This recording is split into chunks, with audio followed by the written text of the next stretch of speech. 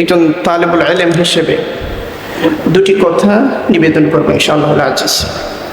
সম্মানিত উলামায়ে কেরাম, আমরা জানি বুখারী শরীফের মধ্যে একখানা হাদিস হযরত আবু হুরায়রা রাদিয়াল্লাহু আনহু বর্ণনা করেছেন, কানাত বানু ইসরাঈল তাসুসুহুমুল আম্বিয়া কুল্লামা হালাকা নাবিয়্যুন খালাফাহু নাবিয়্যুন।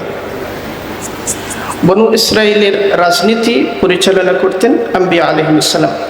একজন চলে গেলে আরেকজন আসতেন।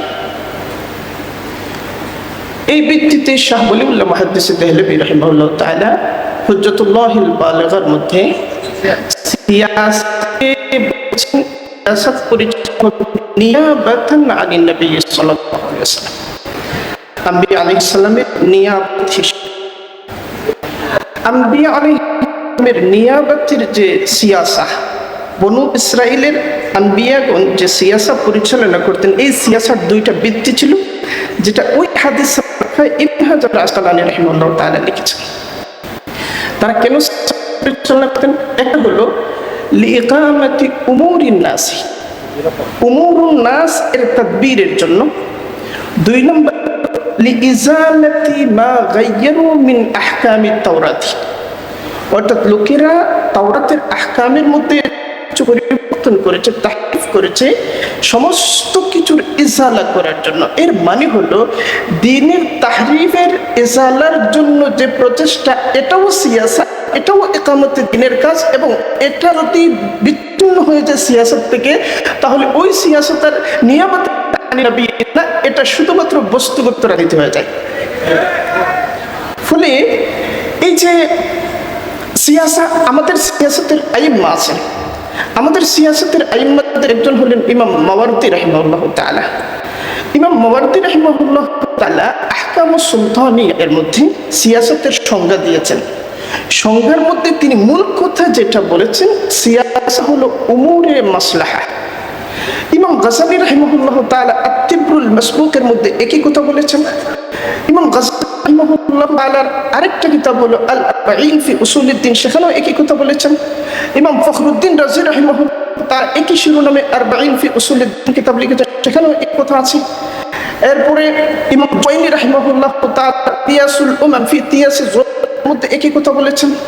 ইমাম ইবনে তাইমিয়া রাহিমাহুল্লাহ তাআলা তিনি আসিয়াসাতুন নাবাউইয়া কিতাবের মধ্যে একই কথা বলেছেন। সমস্ত সালাফ একমত, সিয়াসত মানাফিয়ের বিষয়, কেবল মাসালেহের বিষয়।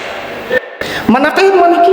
মানাফি এটা ভালো পথ ধরেও হতে পারে, খারাপ পথ ধরেও হতে পারে।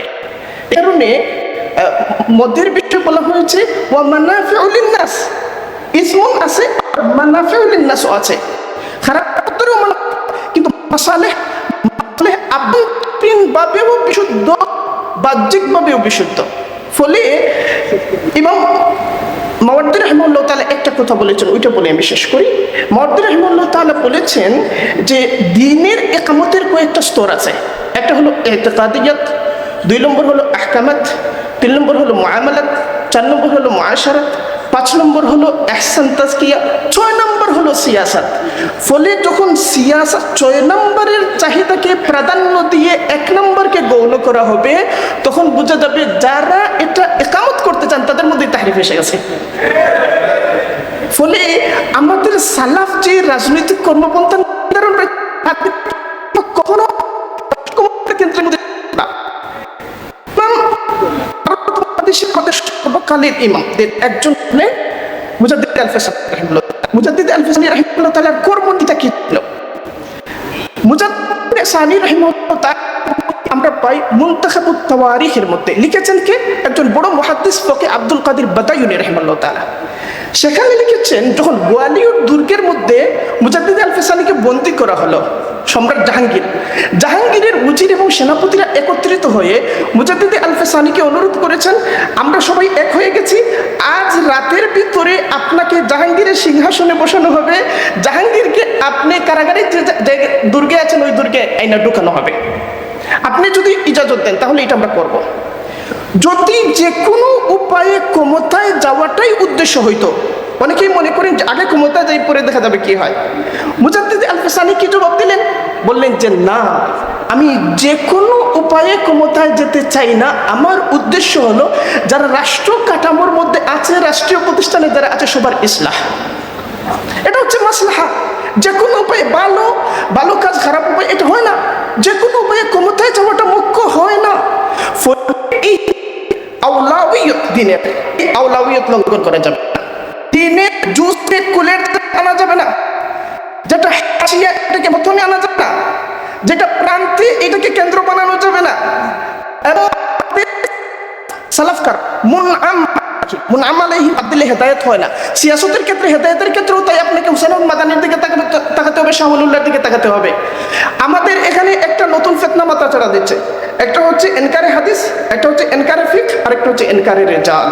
এই এনকারে রিজাল যখন বাড়ে তখন অক্কের আবেগটা তাওহীদের, ইতিকাদের, আমালের, আহকামের, মুআমালাতের, মুআশারাতের, তাজকিয়া সমস্ত কিছুর উপর অক্কের আবেগকে প্রদান করে তোলা হয় এবং আমাদের কর্মনীতিটাকে ভুল কর্মনীতি বানিয়ে দেওয়া হয়।